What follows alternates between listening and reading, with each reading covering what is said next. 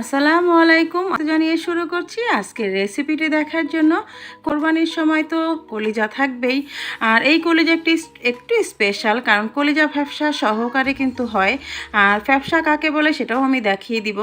তো কলিজা ফ্যাপসা ভুনা করব আজকে, কোরবানি স্পেশাল একটা রেসিপি। আশা করছি সবার কাছে অনেক বেশি ভালো লাগবে, আর টিপস অ্যান্ড ট্রিক্স তো থাকবেই। তো চলুন দেখে নেওয়া যাক কীভাবে আমি তৈরি করি।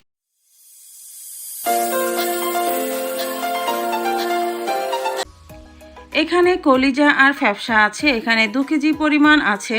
তো ফ্যাপসাগুলো হলো এই যে এগুলো একটু লাল লাল কালারের, যে তুলোর মতো যে হয় সেটাই হলো ফ্যাপসা, এটা গরুর ফ্যাপসা। তো কোরবানির সময় তো এই দুটো মিক্স করেই কিন্তু রান্নাটা করতে হয়। আর নর্মালি আমরা বাজার থেকে যখন নিয়ে আসি তখন কিন্তু কলিজাটাই নিয়ে আসি। তো আমি কিন্তু ভালো মতো ধুয়ে পানি ঝরিয়ে নিয়েছি। আর এখানে দেখতে পাচ্ছেন আমি একটা পাতিলে গরম পানি দিয়েছি ফোটানোর জন্য, কারণ আপনি কলিজা যত ভালো করেই ধোন না কেন রক্ত কিন্তু বের হবেই, আর একটা ময়লাও আছে। তো সেজন্য কলিজাটা যদি আপনি ভালো করে ফুটিয়ে নেন, ফুটিয়ে মানে কি গরম পানিতে যদি ভিজিয়েও রাখেন, তাহলেও কিন্তু যে এক্সট্রা রক্ত বা ময়লা থাকে সেগুলো কিন্তু বের হয়ে যায়। এতে করে কিন্তু স্বাস্থ্যের জন্য ভালো, আর কলিজাটা কিন্তু গন্ধও লাগবে না। অনেকেরই কমপ্লেন থাকে যে কলিজা থেকে দুর্গন্ধ আসে, সেটার কিন্তু কারণ এটাই হতে পারে, কারণ রক্তগুলো কিন্তু ভিতরেই থেকে যায়। আর আরেকটা টিপস থাকবে যে কলিজা রান্না করতে একটু মশলাটা বেশি লাগবে। দেখতে পাচ্ছেন এই যে ময়লা একটা পানি বের হচ্ছে, সেই পানিটা কিন্তু ফেলে দিতে হবে। আমরা কিন্তু সিদ্ধ করব না, শুধু গরম পানিতে একটা বলক দিয়ে নেওয়া যায় বা গরম পানিতে ভিজিয়েও রাখা যায়। তো এই যে আমি কিন্তু ভালো করে পানি ঝরিয়ে ঠান্ডা পানি দিয়ে পরিষ্কার করে রেখে দিয়েছি এখানে পানি ঝরিয়ে।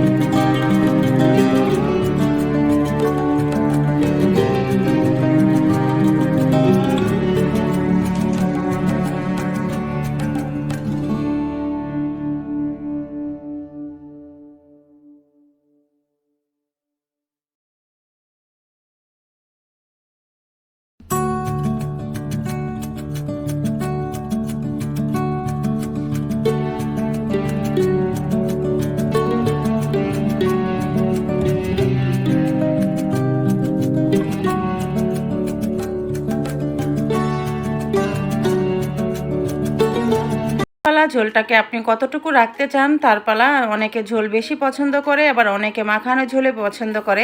আমার কাছে মাখানো ঝোলটাই ভালো লাগে, গরম ভাতের সাথে, রুটি পরোটার সাথে, আর পোলাওয়ের সাথে তো মানে কোনো কথাই নেই, জাস্ট জমে যাবে একেবারে। দেখতে পাচ্ছেন আমার কিন্তু কলিজা ভুনাটা হয়ে গেছে। আমি এরকম ঝোলটাই চাচ্ছিলাম, মাখানো ঝোল। এই ঝোলটাই কিন্তু খেতে বেশি টেস্টি হয়।